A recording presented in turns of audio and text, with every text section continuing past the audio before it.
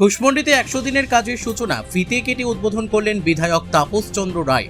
পশ্চিমবঙ্গ সরকারের উদ্যোগে দক্ষিণ দিনাজপুর জেলার কুশমন্ডি ব্লকের বেরৈল গ্রাম পঞ্চায়েতের বেরৈল এলাকায় 100 দিনের কাজের আনুষ্ঠানিক সূচনা করা হয়।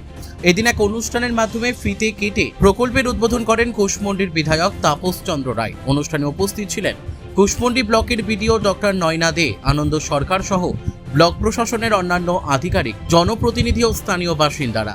এই বিষয়ে কুশমন্ডির বিধায়ক তাপস চন্দ্র রায় বলেন, রাজ্য সরকারের উদ্যোগে এই প্রকল্পের মাধ্যমে এলাকার সাধারণ মানুষের কর্মসংস্থানের সুযোগ আরও বাড়বে।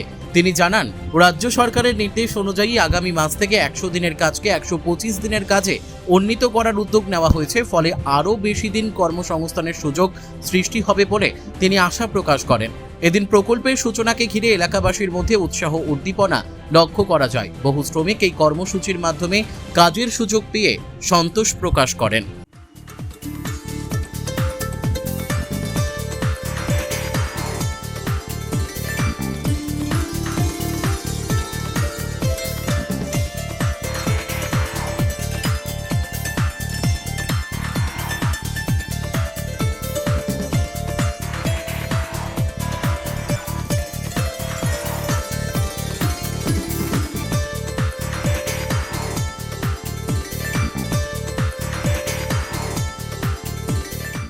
ভাবনা জয় হোক।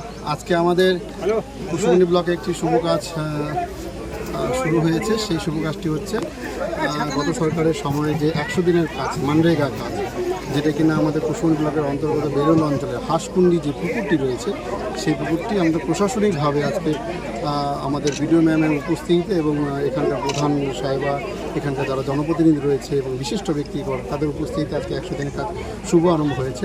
আপনারা সকলে জানেন যে এই 100 দিনের কাজটি আগে মানরেগায় যে কাজটি রয়েছে, এই কাজটি আগামী মাস থেকে জি রামজি বলে কাজ বলে পরিচিত হবে এবং যেটি কিনা অলরেডি 100 দিন ছিল, সেটা আগামী দিনে 125 দিন হতে চলেছে নতুন সরকারের তত্ত্বাবধানে।